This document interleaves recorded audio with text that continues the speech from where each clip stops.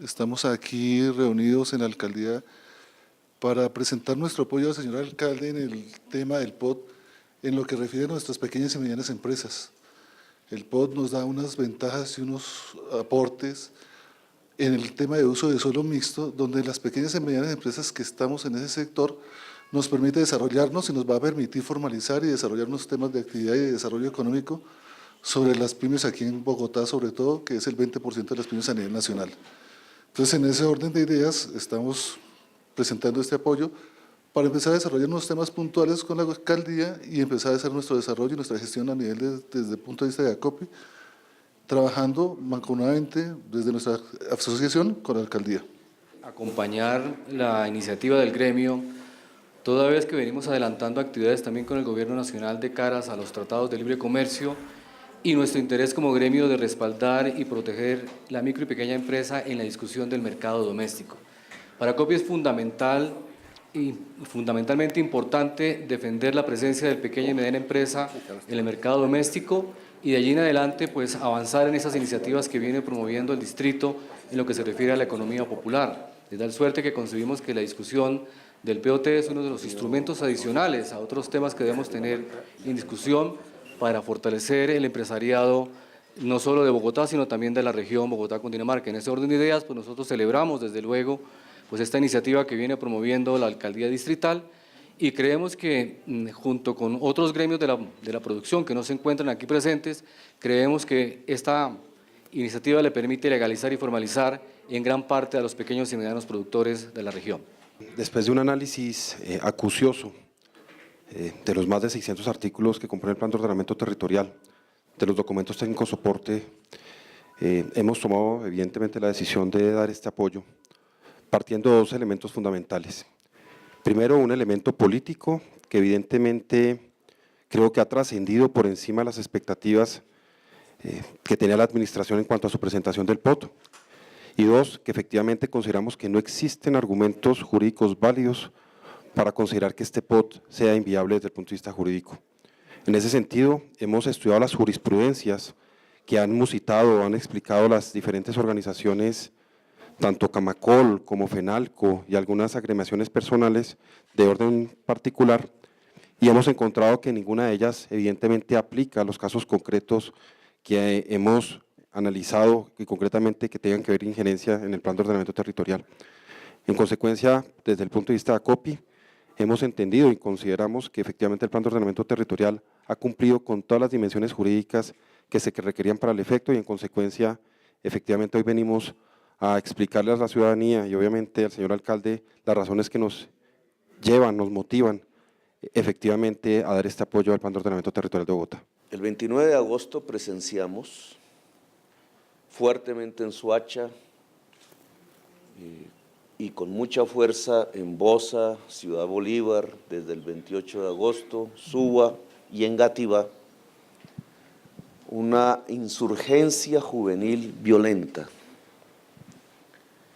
que se tramitó finalmente a partir de fuego cruzado que llenó los camis de heridos de arma de fuego, tanto de miembros de la policía como jóvenes, y dejó un saldo de 4 muertos. Un municipio como el de Soacha, cuyas autoridades tuvieron que desplazar sus espacios de gobierno hacia la ciudad de Bogotá, literalmente tomada por muchedumbres juveniles armadas y violentas.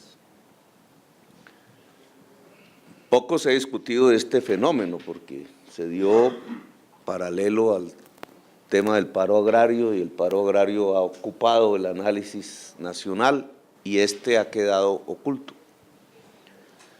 ¿Por qué esos jóvenes salieron a pelear? Porque esos jóvenes expusieron su vida contra una institución del Estado como la policía y se desataron estas oleadas de ira juvenil. Porque nosotros en la ciudad de Bogotá tenemos una juventud segregada, sin espacio, Los lugares donde se presentaron estos hechos de violencia son los lugares de mayor hacinamiento del mundo, con tasas de población por hectárea similares a las que hay en Manhattan, sin tener los parques ni los edificios de Manhattan, Nueva York. Es un proceso de urbanización de la ciudad dañino, que no solamente ha dejado gente a punto de morir en las inundaciones de hace pocos años, sino que está generando un malestar que se sintetiza en la juventud, de tal manera que ustedes lo pudieron ver expresado balbuceantemente el 29 de agosto. Si nosotros no somos capaces de construir una ciudad que le otorgue universidades, oportunidad y espacio público a la juventud popular, lo que vimos el 29 de agosto lo volveremos a ver de manera amplificada en la realidad social de nuestra ciudad. Espacio público es lo que demanda esta juventud. Usos dotacionales para universidades, para colegios, es lo que demanda la juventud popular del occidente, de Engativá, de Suba, de Bosa, de Kennedy, y en el sur, Usme y Ciudad Bolívar. Este libro, que es el decreto 364, lo permite. Y antes de la existencia de este decreto no era posible. Esta mañana en las noticias me dio, y es una de las impresiones que quedarán guardadas dentro de mí, cómo las asociaciones de vecinos del barrio Santa Ana Oriental, que es el barrio con las casas más costosas de la ciudad, se oponía a este decreto. Me parece que eso es construir las condiciones de la violencia y acabar las condiciones de la posibilidad de un uso común del territorio donde se pueda incluir,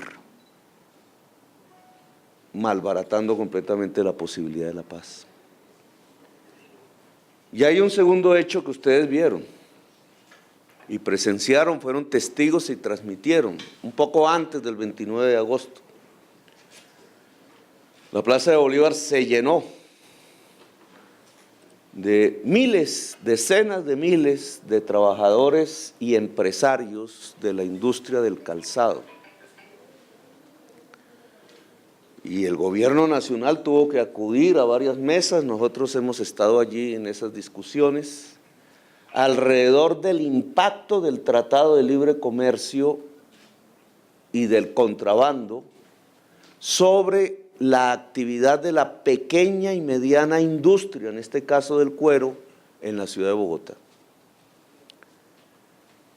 En Bogotá, el 80% de los puestos de trabajo dependen de pequeñas y medianas empresas, comerciales o manufactureras, algunas de servicios. Esa es la economía de Bogotá, aquí representada por un gremio que es la Asociación Colombiana de Pequeños Industriales, ACOPI. Este libro permite ayudar a salvar a la pequeña y mediana empresa en Bogotá acorralada por el Tratado de Libre Comercio. Y la permite apoyar desde la perspectiva del uso del suelo.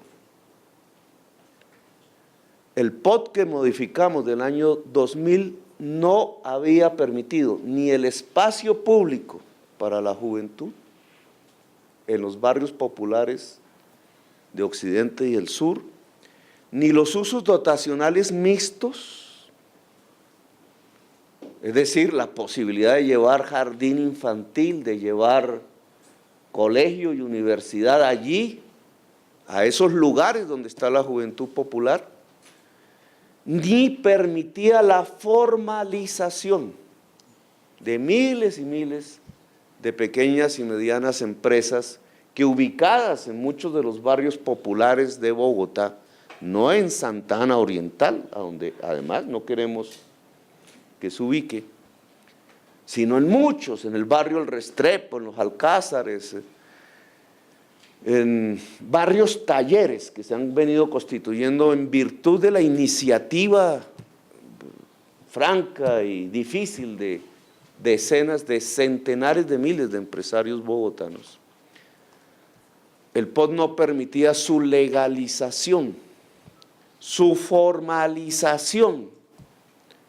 Eran empresarios clandestinos, tratando de pagar impuestos con un Estado que en lugar de ayudarlos, los perseguía, porque su panadería estaba situada en la esquina, o porque ponían botones a las camisas, porque daban empleo. El 80% del empleo de Bogotá. Este decreto termina esa característica de clandestinidad que le estábamos propinando a los procesos productivos de la ciudad de Bogotá y permite su formalización. Por eso ACOPI está aquí acompañándonos. Y estos dos hechos que se mostraron como grandes movilizaciones, unas pacíficas, otras se volvieron violentas, amerita que la justicia pueda escuchar a todos, al poder público, a los intereses de las mayorías de la ciudad y obviamente también a los intereses de los poderosos, ahora que este decreto va a dirimir su capacidad de ser norma definitiva en la ciudad de Bogotá. Esta mañana nos quisieron mostrar que Camacol representa la ciudad. No. El abogado de Camacol, el señor González, es un señor que tiene pleitos contra la ciudadanía de Bogotá por un valor de 1 billón de pesos, 1,5 billones de pesos, que tendríamos que pagar todas y todos, porque él es el abogado que representa a unos cuantos propietarios de tierra de la ciudad.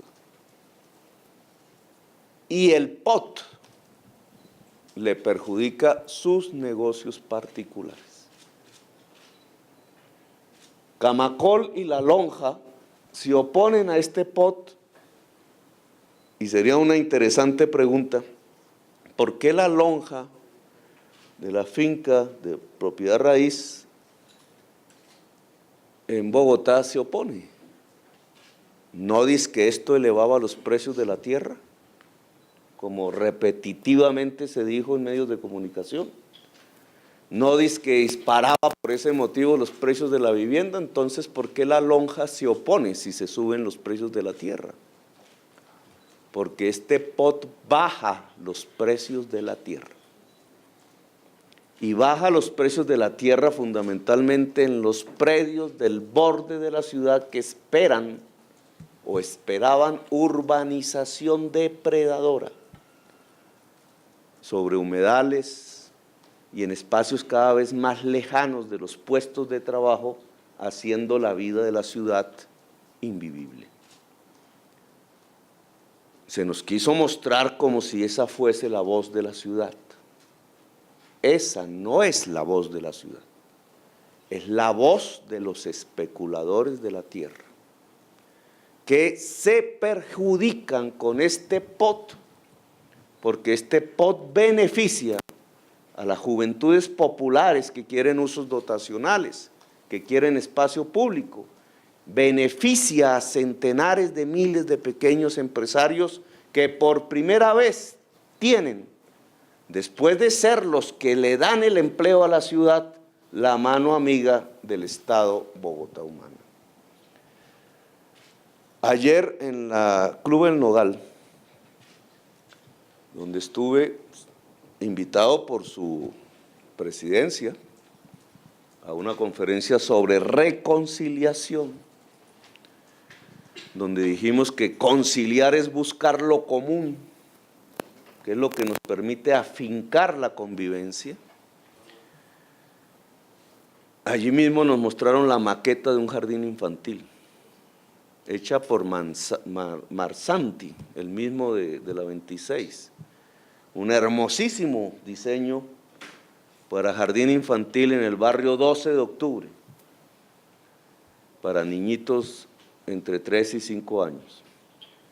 Y el mismo presidente, la misma asociación directiva del Club El Nogal nos decía, si no es por este decreto,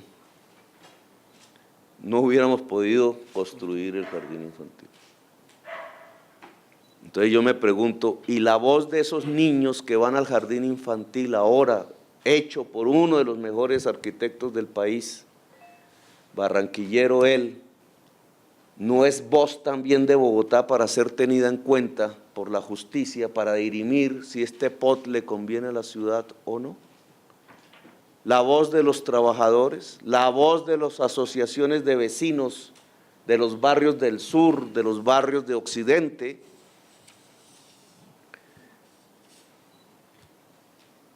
la voz de los pequeños y medianos industriales no es tenida en cuenta. La voz incluso de grandes empresarios que empiezan a descubrir que en el proceso mismo de construir hacia arriba y dejar espacio público abajo, también hay negocio para ellos, no es tenida en cuenta. Tenemos que quedarnos con unas normas que solo prohijan la especulación sobre la tierra. Nosotros nos hemos reunido con varios de esos empresarios, grandes constructores, que han visto en esto una oportunidad nueva, no solamente para ellos, sino para la ciudad misma, en una nueva concepción de lo que significa una sociedad moderna que sea capaz de adaptarse al cambio climático. Hasta personas que entraron a criticar el proyecto presentado al Consejo, como Eduardo Berens, hoy, leído el decreto, porque hay que leerlo, hay que tomar el trabajo de leerse, no es fácil, no vamos a decir que es fácil. Este decreto, leído el decreto, Berens y otros que entraron atacando un poco persuadidos por lugares comunes han descubierto que es un proyecto que le conviene a la ciudad si queremos realmente una construcción democrática, civilista y pacífica de la ciudad de Bogotá en los próximos años que están por venir. Ya una demanda había sido puesta, es decir, esta debe entrar a acumular a la anterior, la de Teléforo Pedraza. Y en el curso de la demanda de Teléforo Pedraza, la juez que tuvo conocimiento declaró falta de competencia, es decir, hay un conflicto de competencia, se traslada al Consejo de Estado, que en este momento está allí, y el Consejo de Estado tiene que dirimir si el decreto debe ser analizado por otra instancia diferente a la juez, o es la juez la que determina. Y así está jurídicamente hoy. La nueva demanda de Camacol y su abogado González tiene que acumularse a esta de Teléforo Pedraza, y no podría decir nada más porque es el Consejo de Estado el que debe definir si la competencia es del juzgado o si tiene que ir esa otra instancia del contencioso administrativo diferente. En ese momento pues ya hablaremos, toca esperar su decisión. Nuestros abogados son de lo mejor en el derecho contencioso administrativo. Ni más ni menos se trata de Manuel Urueta, que ha enseñado a muchos de los abogados expertos en el tema contencioso administrativo, y Rafael Lafón. Y ellos serán los abogados de la defensa del decreto 364, absolutamente convencidos de su legalidad, que entre otras tiene que ver con cómo es que el decreto de Peñalosa, que es decreto, ese sí era legal, y el decreto de Petro, que es decreto, no, porque es de Petro. Y entonces, el POT decretado por Peñalosa, ¿qué era? O que tiene que ver con el artículo 12 de la ley 810, que es sobre la cual hemos basado la expedición del decreto, que dice que si no lo aprueba el Consejo, el alcalde los pide por decreto. ¿Qué es que no lo apruebe el Consejo? Pues ha llegado la histeria en contra del POT de algunos sectores perjudicados en sus expectativas de negocios inmensos con las tierras que deberían ser reserva forestal del norte, que dicen que no lo apruebe el Consejo no significa que el Consejo diga que no. Entonces sí entramos a un mundo muy difícil para entender nuestra lengua española, porque si no lo aprueba el Consejo significa que dijo que no. Si dice que no y renuncia a su competencia constitucional de dirimir las normas del ordenamiento territorial, pues dice la ley 810, le corresponde al alcalde expedirlo por decreto.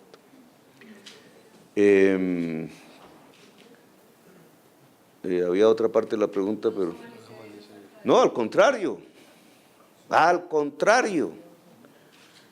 ¿Por qué existen discotecas al lado de los ancianatos hoy, Gerardo? ¿Porque los viejitos rumbean? ¿O no? Pues ustedes deberían hacerse esa pregunta, digamos, ¿por qué existen discotecas junto a los ancianatos hoy? Eso no es producto de este decreto que hasta ahora nace, ellos están ahí desde hace tiempo. El amanecedero famoso venía funcionando desde hace tiempo. Desde hace tiempo, es decir, obedecen. Esa pregunta se explica porque obedece a las normas del POT que nosotros nos hemos atrevido a reformar. ¿Qué dice aquí respecto a ese tipo de negocios? Aquí se dice que son de alto impacto y que por tanto solo se pueden ubicar en unos mapas que están aquí definidos que son para las zonas con actividades de alto impacto. Es decir, contrario a la pregunta, este POT soluciona el problema progresivamente y en perspectiva. Es evidente. Yo no me puedo meter en el mundo del medio de comunicación. Esta mañana me sorprendí con uno que ya estaba bravo con quien nos nominó al premio de mejor alcalde iberoamericano. Yo pensando que eso de pronto debería traernos como un orgullo, ¿no es cierto? No solamente un orgullo. Pero no, ¿cómo le van a dar el premio a Petro? Entonces, son las cosas que, para colmo de males, a las 2 horas nos dieron otro premio, que es el de la defensa animal, defensor de los animales, que nos otorga la Universidad de Antioquia y que mañana nos entregan. Defensor con Z. Así que ya van 3. Vamos a ponerlos encima de una mesita para que aquellos que no les gusta que a Bogotá la premien, pues puedan ver que es el fruto de un trabajo muy duro, pero que va obteniendo resultados. Tenemos premio por la inclusión de la población LGBTI, premio por la defensa de la población animal, premio en la lucha contra el cambio climático y ahora nominados a mejor alcalde iberoamericano. Ojalá ganemos. No me pongo bravo con quienes nos nominan, lo que pasa es que ellos miden, y entonces, ¿qué están midiendo? Que disminuyó la desigualdad social, que disminuyó la pobreza, que estamos a punto de salir de la extrema pobreza, que mejoró sustancialmente la calidad del aire en Bogotá en apenas 2 años, que cayó la tasa de homicidio, y entonces todo eso junto, ¿qué da? ahora es famosa la frase, eso da, de verdad, un buen gobierno. Y es fácil de medir, pero como se ha utilizado el espacio del debate público, pues obviamente para la política a veces se quiere ocultar estos resultados. Bueno. Entonces, evidente. Guillermo. No hay nada que decir. Yo tengo que bajarle el micrófono. No, entonces usted es el que está respondiendo. Ya estaban diciendo que habíamos salido golpeándonos o quién sabe qué diablos. Nosotros digamos, si nos premian, esto no es un premio que nos hayan dado, nos nominaron. Nominar es que entra como en una evaluación, supongo, ¿no? Yo me enteré ayer y la verdad, ni le veo problema a la institución mexicana que da el premio, ni veo problemas en que a Bogotá la premien. Hay algunas personas que desgraciadamente pareciera que entre mejor le vaya a la ciudad, reaccionan con más violencia verbal, porque les da rabia que a la ciudad le vaya bien, solo porque es un proyecto democrático alternativo el que gobierna la ciudad, y entonces por sus perspectivas ideológicas quisieran que a la ciudad le fuera mal. Entonces ahora se volvió un problema que las 40 ciudades más grandes del mundo, dirigidas por el alcalde de Nueva York, premien con el liderazgo mundial en lucha contra el cambio climático a Bogotá. Y ya alguien insinuó que como había una empresa privada que patrocinaba el evento, entonces era porque íbamos a contratar los buses con esa empresa. Y resulta que esa empresa no hace buses. Eso sí no ha aparecido la misma persona que dijo eso a decir, oiga, me equivoqué, ¿no? Esa empresa no hace buses. Pero así es, entonces es porque le dio rabia que nos premiaron, que no premian al alcalde solamente, premian a la ciudad en su esfuerzo, que en términos de calidad del aire, yo he venido tratando de comunicar, nosotros teníamos, Milton es el que conoce bien este tema, pero nosotros teníamos en el año 2005 74 UG por metro cúbico. UG, ¿qué significa exactamente? Millonésimas de partículas por metro cúbico. Es una forma de medir material particulado en el aire. 74. La norma mundial es 50. ¿Sí? Es decir, estábamos por encima y éramos una de las ciudades más contaminadas en su aire del mundo. ¿Eso qué produce? Pues no solamente malestar en todos los que habitamos la ciudad, sino niños que se mueren. Hoy, el año pasado, a diciembre, la medición dio en promedio durante todo el año no 74, sino 47, casi la mitad. Producto de la chatarrización, producto de los controles, producto de un mejoramiento del combustible. Lo que va de corrido de este año indica que los números de días de excedencia, se llama así, en que se pasa de la norma son la mitad del año pasado. Es decir, que este año seguramente a diciembre tendremos una reducción aún mayor de este indicador. ¿Eso qué significa? Eso significa vida. Eso significa que más especies animales habitarán los árboles de la ciudad y sus ruidos y sus cantos. Eso significa que nosotros podremos vivir mejor. Eso significa que menos niños se van a morir y por eso la tasa de mortalidad infantil se desploma en la ciudad de Bogotá. Eso significa vida.